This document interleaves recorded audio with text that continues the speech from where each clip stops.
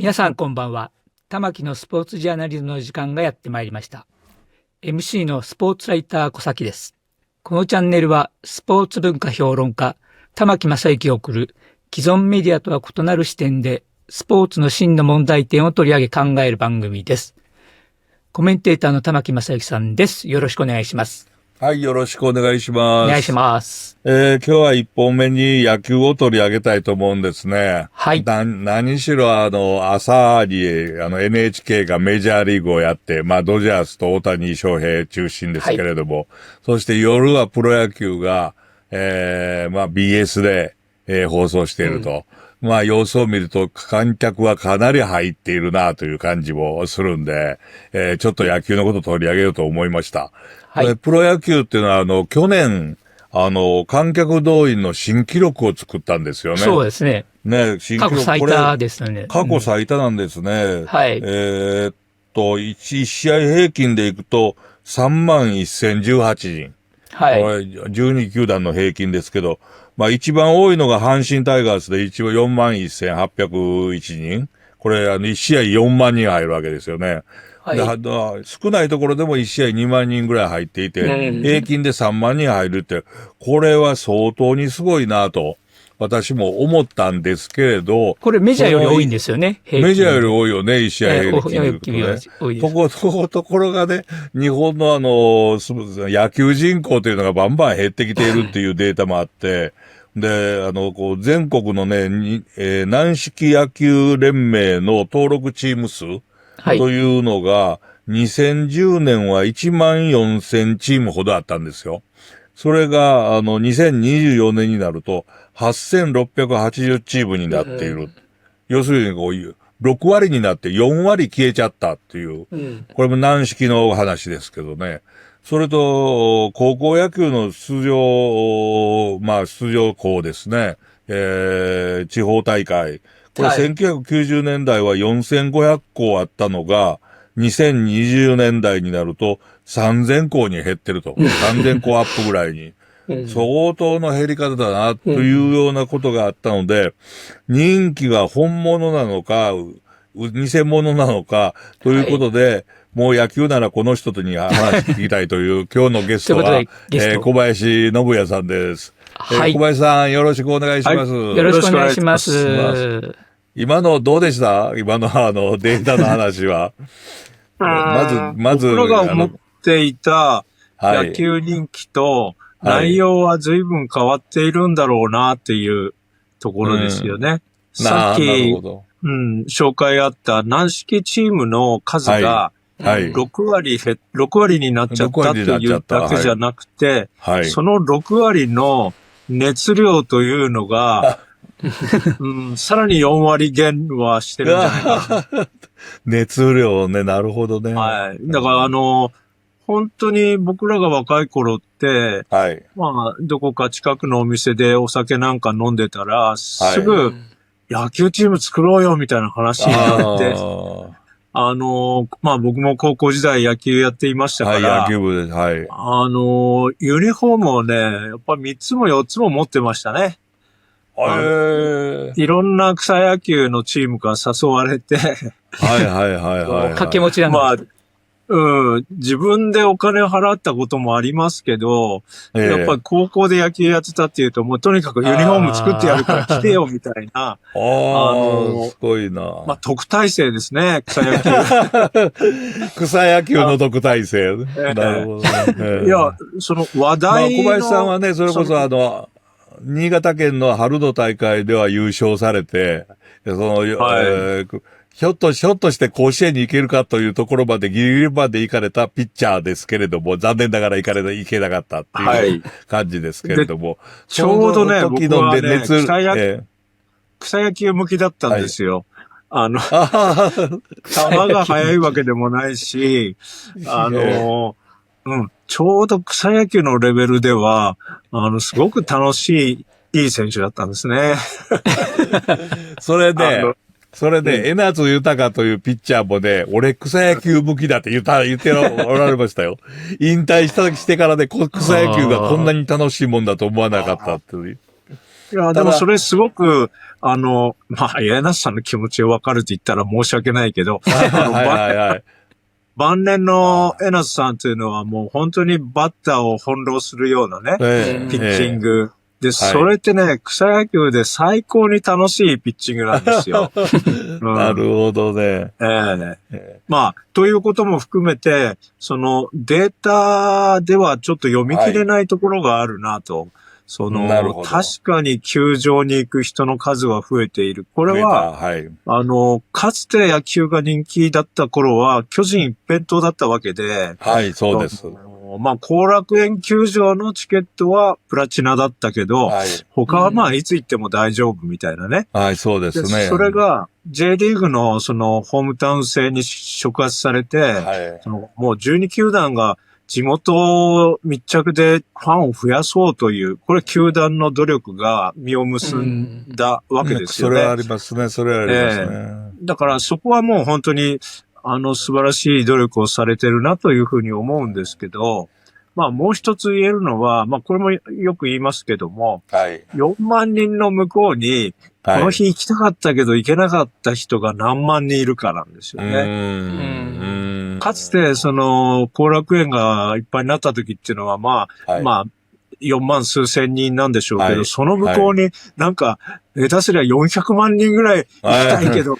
取れなかったっていう人がね、いたような印象なんですよね。ありますね。そういう、なんていうか、今言った熱量というのはありましたですね、全体的にね。それは今はちょっと首かしげますよね。そうですね。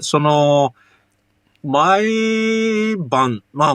ではないかもしれないけれども、可能であれば、野球場に行って楽しもうとしている人が、ものすごい増えてることも確かなんだけども、かつてはそういうことのターゲットが野球だけだったんですけど、今は野球以外のスポーツもあれば、他の娯楽もあるし、野球はその中の一つになってしまっているってことですよね。その中の一つになった野球のオーディエンス、観客というものが、リピーターが多いようですね、これはね。そうなんですね。これは各球団も認識しているみたいなんですけど、ファンクラブの会員募集に力を入れていて、当然安く外野席なんかに行けるんですけど、この4万、3万という数の中には、この、ファンクラブで安い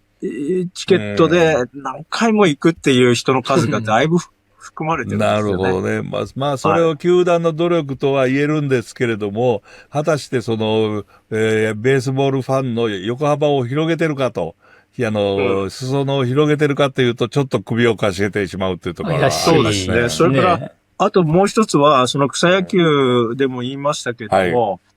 かつて野球が大好きで、球場に足を運ぶような人は、自分でも必ず草野球をやったり、自分の子供には野球をさせたり、子供たちも応援している子はもう絶対野球をやるっていう感じだったのが、今はね、やっぱ見るスポーツになっていると思うんですよね。そうですね。単純に見るスポーツですね。そうですね。小林さんは中学の時代から、野球部に入って、なんて言いますか、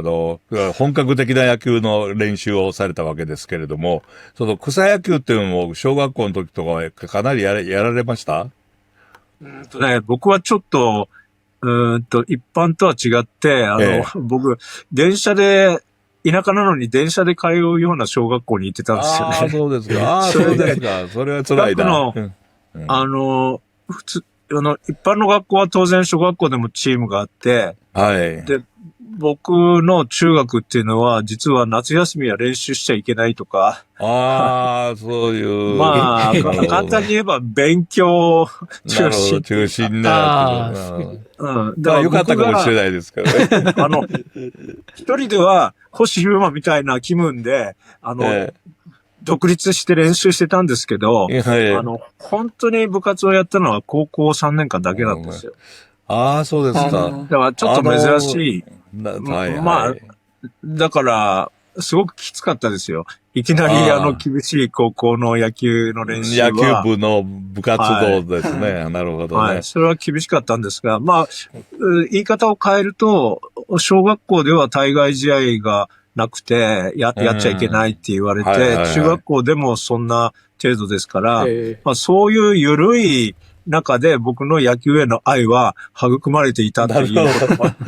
言えるかもしれないですね。育まれた後の話を続きはちょっと後に聞くとして、草野球のことで私喋らせていただくとね、私はもう草野球少年だったんですよ。京都の祇園町で育って近くに建仁寺っていうでっかい禅寺がありまして、真ん中にお堂があった分、その周りの4カ所、これはもう完全にフィールドオブドリームスでしたね。ですから、小学校にもちろん歩いていきますけれども、小学校から帰ってきたら、カバンをもう掘って、グローブとボール持って、走って、お寺に行って、そこにみんなが集まって、そこでみんな草野球、下手投げ、もちろんソフトボールみたいなもんですけれども、それから三角ベースをやっていたんですね。それを毎日、でも、毎日、建仁寺に集まる子供たちが山ほど野球をやってたんですよ。それでその建仁寺に集まるガキどもを建仁寺ガキと呼ぶんだというふうにある時お嬢さんに言われて、私はそれをずっと信用していたことがあって、本当の建仁寺ガキがあるというのは知らなかった時っていうのがあるんですけれども、ただその草野球で面白かったのは、京都で我々が太鼓ベースって呼んでたんです、それを。なぜか太鼓ベースって。で、その太鼓ベースとか太鼓部野郎とかね、太米野郎とかいう言い方してたんですけど、意味が全くわからなかった、いくら調べてもわからなかったのが、私が40歳過ぎた頃に、東北地方でたくあんベースって言ってたっていうのが出てきたんですよ。そしたら、その後、九州地方で、鉄管ベースっていうのがあったんですね。これで、なるほどっていう。テイクワンベースですね、全部。だから、草野球ですから、ボールは結構ロストボールになるのが多くって、みんなで探したりするときに、かつての進駐軍のアメリカ兵なんかが、テイクワンベースって言ったんでしょうね。それが鉄管ベースになったり、太鼓ベースになったり、タッコアンベースになったりしたっていうのがあって、ただ、なんでこんな話したかっていうと、野球っていうのがものすごい近くに毎日あったんですよね。私の大嫌いなのはDH 制で、なぜ DH 制が嫌いかっていうと、その建仁寺の坊さんが一発打たせろって言って打つんですよね。で、それを打たせなかったら、ここで野球やらせないって言うから、で、それで一発バーンと打ってボールどっかにやってしまって、結構雲水になって去っていくっていう。ただ、それをね、小学1年から6年生まで毎日、草野球。というようなことをやったの後、中学になった頃に久しぶりに、その禅寺に行ったら、誰もやらってないっていうことになって、どこでやってんのかなって思ったら、野球クラブに入ってやってて、時々ユニフォーム着た子供がいるというような状態になって、その後、見なくなった。で、その我々が子供で草野球やってる時は、道路で大人がキャッチボールしている姿も結構見ましたし、それからNHK のニュースなんかで、梅雨の晴れ間に丸の内でもキャッチボールが見られましたっていうようなニュースがあったのを覚えてるんですよ。そういう野球の浸透の仕方っていうのが、今では全くなくなったなという感じがしてて、そういう変化みたいなのを小林さんなんか結構どう捉えてるところはあります？それともやっぱりそれはもちろん。はい。あります。僕は、近所に友達がいなかったので、はい。これは一人で壁にボールをぶつけて野球ゲームをしていたんですね。これ玉木さんもご一緒されていた宇佐美哲也さんがね、はい。記録の神様と呼ばれる前に、はい、野球ゲームを自分でやって、自分で作って、それを記録にまとめてっていう話がありますよね。はい。で、僕の場合は壁に当てながら、それをゲーム形式にして楽しんでいたっていう、まあ孤独な一人遊びですけど。いや、でも僕もやりましたよ、それ。本当に。結構いましたよ。で、口で言うんですよね。ランナー二塁に入って、ピッチャー投げましたとか言いながら、やるんですけどね。私が投げていた壁は、重要文化財やったんで、今はもうできなくなりましたけれども、そういう野球の広がりっていうのが全部なくなって、洗ったら、もう一つ言っとこう。これ言っとかないといけない。私がその禅寺で、草野球やってた時に、めちゃくちゃうまい、少年がいたんですね。4、5歳年上で。これはパワーもすごいし、寺の塀の屋根の瓦の上バーッと走ったりする、すごい人だなと思ってたら名前が衣笠幸男と言いましてね。で、そういうので育った野球選手というのは衣笠幸男のようになるけれども、今の野球選手はやっぱり大谷翔平みたいになってしまうと、えらい違いだなっていう、そういう違いも感じてるんですけどね。いや、だからそれをね、わかる人がいないわけですよね。だから、僕は大谷翔平すごいなとは思うけど、はい、全然心は揺れないんですよ。そうなんですよね。そういう言い方をするとね、なんか誤解されがちなんだけど、そこは多分今、玉木さんがおっしゃったそこなんじゃないかなと思うんですね。そこですね。僕らの世代ぐらいまでですね。僕も中学校ぐらいまで草野球毎日やってましたけど、僕よりもう5歳ぐらい下はもう全然やらなかったですからね。ボールが投げられない男子って僕の世代ではいませんでしたけど。いや、それはいなかったですよ。僕よりも5歳ぐらい下だともうボール投げれない男子っていましたからね。僕はプロ野球のキャンプの取材を、それこそ20年近く続けたんだけれども、20世紀の終わり頃、巨人のキャンプに行った時に、最初ランニングするじゃないですか。その時に、空いてて、グローブなんか置いてあるから、キャッチボールやろうって言って、よくやってたんですよね、新聞記者が。で、それを誘ったら、ボール投げられませんという担当の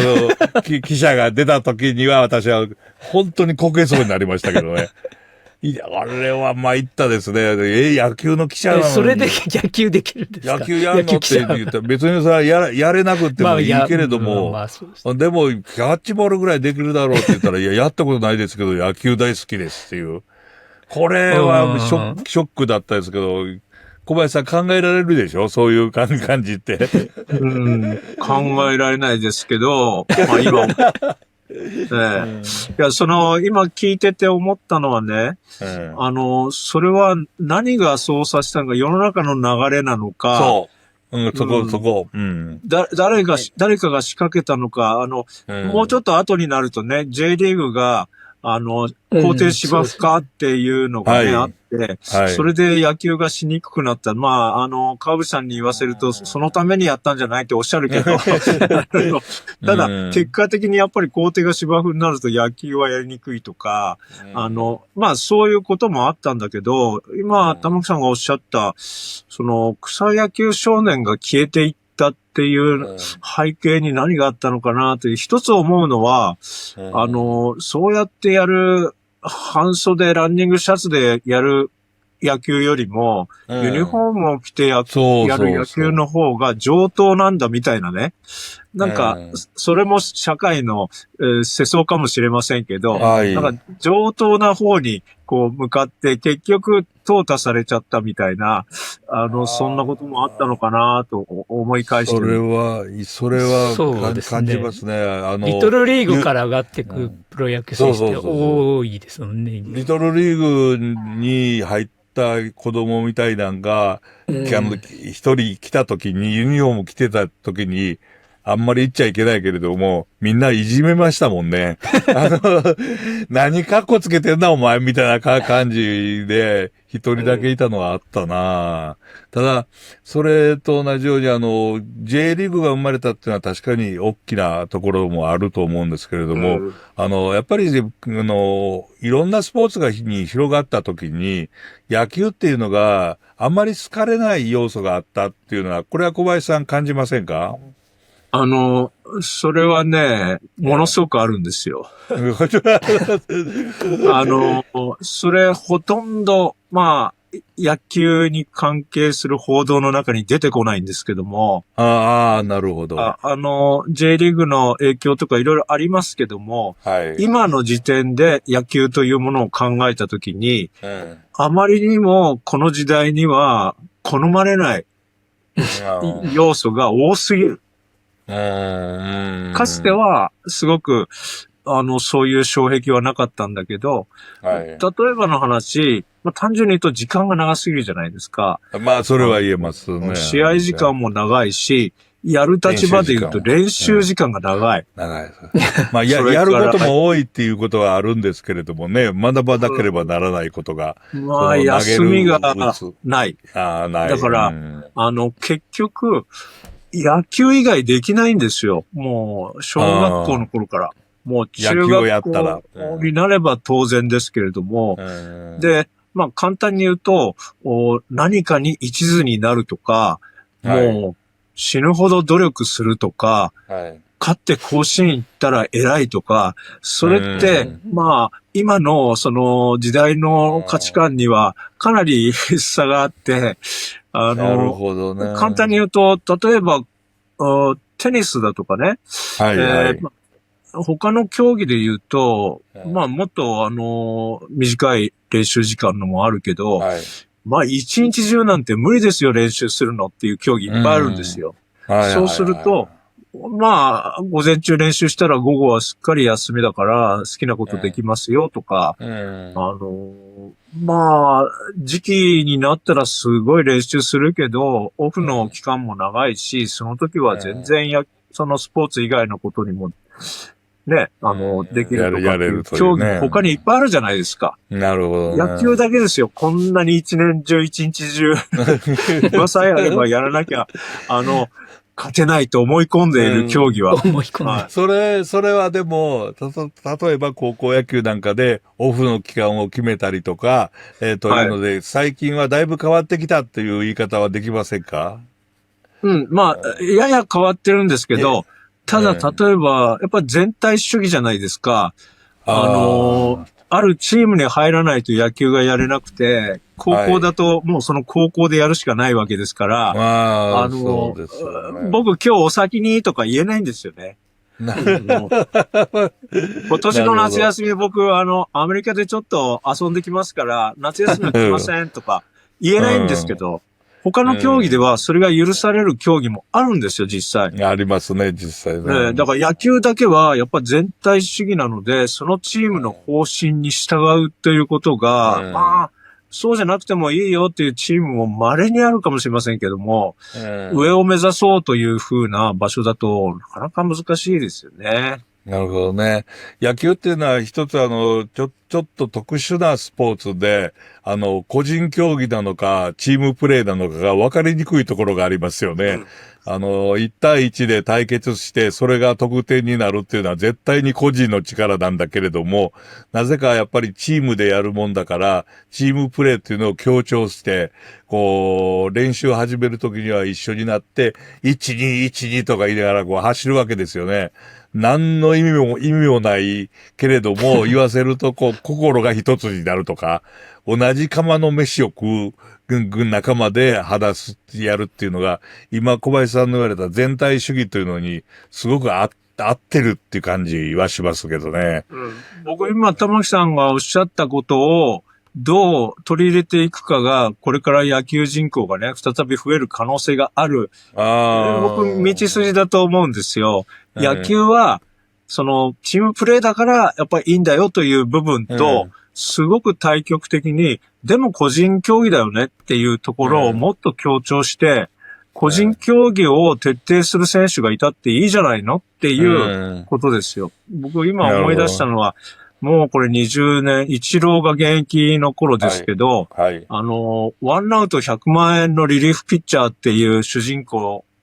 にした漫画を検索してたことがあって、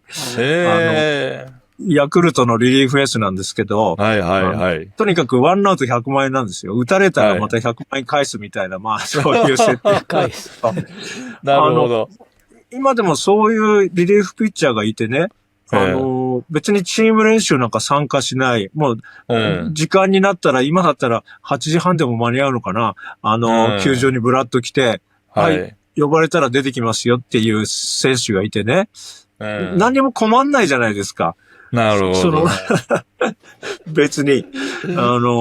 や、代打もそうですよ。まあ、DH は嫌いとおっしゃいましたけど、代打の一発打つと、1本100万円っていうバッターがいたってね、全然構わなくて、そういう人はもうスペシャリストだから、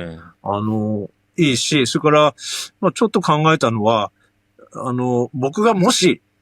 間違えてもっとものすごい才能があって、今若かったら、プロ野球選手になるだろうかって考えたときに、一年中野球やってるの辛いなと思うんですよ。他のことやりたいじゃないですか。そうすると、期間限定プロ野球選手みたいなね。秋から行って、ポストシーズン頑張りますよと。なんとか優勝に近いところまで皆さん頑張ってくださいみたいな。本当はそういう選手がいたって何にも困らない。ですよ。なるほどね。困らないかどうかわかんないけど。もう、でもなんと言いますか、戦力にはなるし、そういう選手があったところで、チームが困らないはずですよね。というのは。春から夏までは、ライブツアーで歌ってね。秋になった。でも、野球場に。小林さんの面白い話を聞きながら、私はいくつかのことを頭に浮かべたんですけど、アメリカでは、野球ばっかり一年通してやらないですよね。中学生とか高校生は。そうですね。バスケットボールと、アメリカフットボールと野球を順番にやったりもしていると。はい。それが頭に浮かんだのと、もう一つは、例えば阪神タイガースの戦前の影浦勝という選手は、必ずチャンスのあったら監督のところに行って、いくら出すって聞いたらしいですね。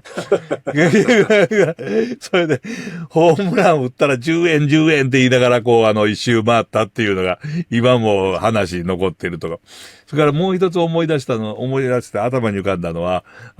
戦後すぐにアメリカ軍がたくさん来た時に野球選手が中に結構いたんですね。マイナーリーグです。それが、西鉄ライオンズなんかに、助っ人として、2つ期間だけ入ったり、というような選手もいたそうです。ですから。じゃあ、かつていたんですね。だから今ね、話聞きながらね、それかつては全部存在したんじゃないかって思いながら聞いてたんですよ。だから意外とそういうふうに考えたら野球の将来っていうのはもっと考え方ありますね。いや、いっぱいあると思いますよ。はい。まずいのは高校野球だけですね。ただまあ野球界にそういう斬新なことを考えて、もうやろうよっていう動きが少ないことですね。なるほどね。さあ、どういうふうにそれが一般化してくるかっていうのを、これからもうちょっと小林さんともう私も口に出してどんどん喋るようにしましょうというようなことにしたいと思いますけれども、今日はこのぐらいで、一つお開きにして、またよろしくお願いしますね。ありがとうございました。次回は今週のテーマ、日本のスポーツ、野球、相撲を考えるのエピソード2、大相撲に学ぶ日本のスポーツのあり方です。引き続き小林さんと共にお送りします。それでは皆さん次のエピソードでお会いしましょう。さようなら。